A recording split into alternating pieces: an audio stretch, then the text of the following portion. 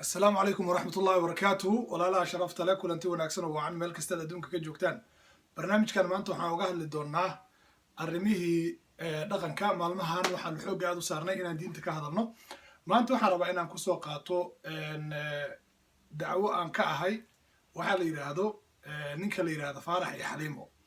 إن فرح يحليمو runtii waxay horseed u noqdeen inay reero badan burburiyaan isla markaana ay sheekada xumeeyaan farax waxa khalad ka faantay xaliimana waxay khalad ka faantay farax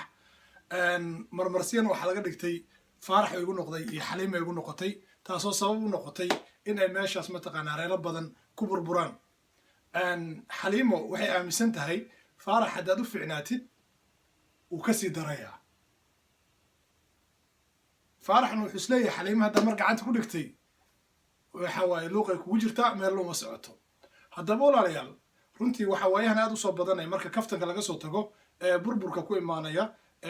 lamaanaha isqaba ama dadka Soomaalida mataqaana aad isu furaya in is fura walaalayaal waa wax sharci ah oo xal ah laakiin waxa runtii nasiib darro ah marka aad dadka la sheekeysatid sababaha la isku furay sababa ma ahan mataqaana aad u asaas u sii weyn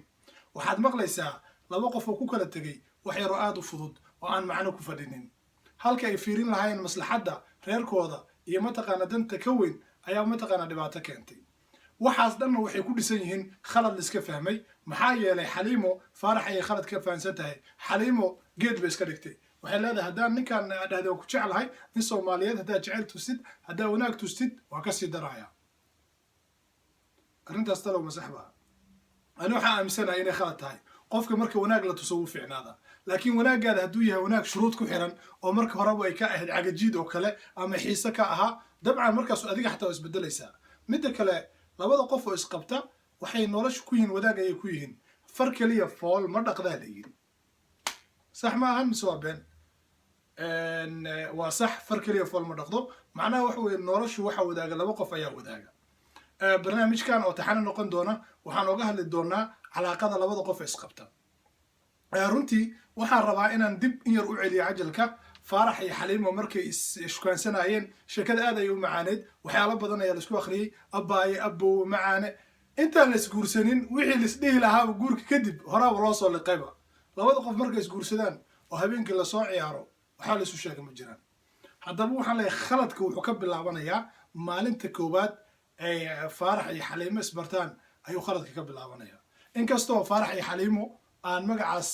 رنتي ربينا أو هيليو وهذا لا صبح فارح عدنا لا صبحوي قبلها نحلي هاي وأنا لا صبحان حليمو هبلاي معايا لي فارح ومجع قروح بدن حليمنا ومجع عاد قروح بدن هذا بو حلي ولا عليه مسلم كهو ملك استأجوكتان وحمهم نجوءه إن مروا البسكوب براروجينو سيدي أن متقانا ونقول لهين لمانو isku dhagan oo mataqaana loogu hortagi lahaa burburka reeraha barnaamijkan oo runtii ah barnaamij aan jecelahay in aan ka hadlo gaar ahaan Soomaalida aysan jeclayn in laga hadlo laakiin waxaan rabnaa dadka inaan tusino farax iyo xaliimo oo heshiin karaan waxna way isla qabsan karaan xaliimo waxaan leeyahay farax waxaad ka aaminsan tahay waxaad ku soo bisaa dib u habeen ka tirtir faraxna waxaan leeyahay xaliimo waxaad ka aaminsan tahay dib u tirtir barnaamijka soo socda insha Allah taala waxaan uga hadli doonaa shukaansiga bilowgiisa waxaan ku xijin doonaa guurka waxaan ku xijin doonaa calaaqada labada qof ee dhaxmarta macnaha waxa ka wada qolka sariirta oo muhiim ah naftirkeeda in ayadana laga hadlo oo mataqaana wixii khalada ku jira laga saxo isla markaana waxaan u sheegi doonaa